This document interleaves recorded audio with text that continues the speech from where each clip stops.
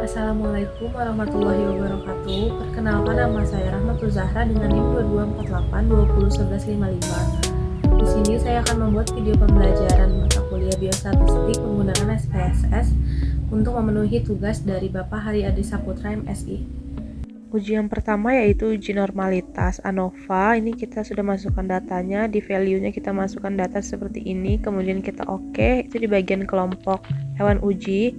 Kemudian kita pergi ke data view.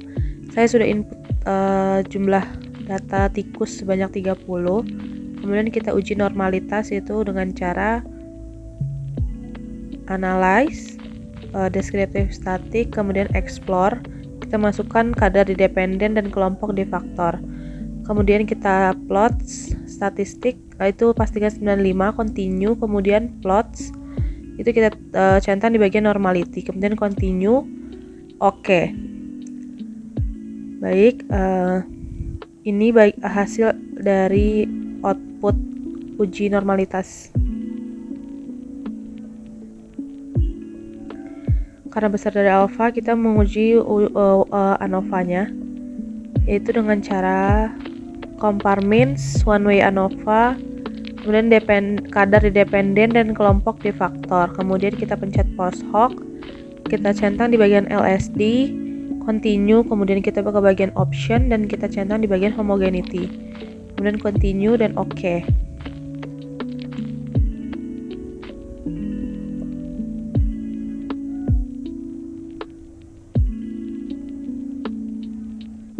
Ini untuk hasil output dari one way-nya, tes homogeneity-nya, ANOVA dan post hoc. Selanjutnya kita melakukan uji Kruskal-Wallis. Itu kita rubah dulu data menjadi kategorik seperti di layar.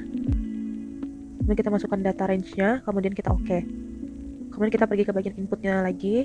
Di sini sudah keluar di bagian KK2, kita rubah dulu ke bagian variable view, desimalnya menjadi 0.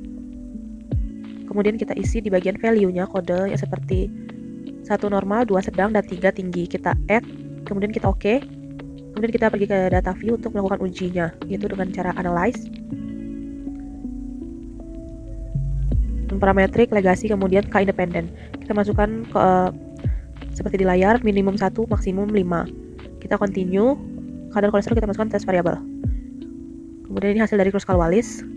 Selanjutnya kita melakukan uji parametric test, kemudian di bagian legasi ke two independent samples, kita masukkan di test variabel itu di kadar kolesterol, kemudian itunya grup 1, grup 2, 3, continue, mean Whitney kita centang, kemudian ini hasil dari mean Whitney.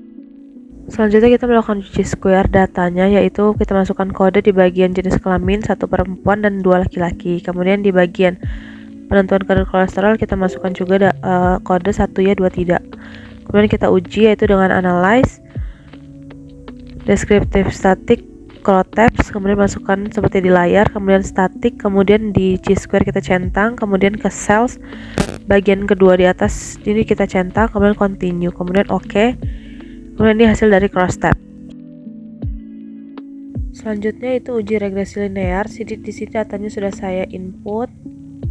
Kita pergi ke data view dan kita uji, yaitu dengan cara analyze, regresi, kemudian linear. Kemudian kita masukkan konsentrasi dependen, absorban di independen. Kemudian kita oke. Kemudian ini keluar hasilnya. Dan di bagian bawahnya ini nanti kita masukkan kepada rumus.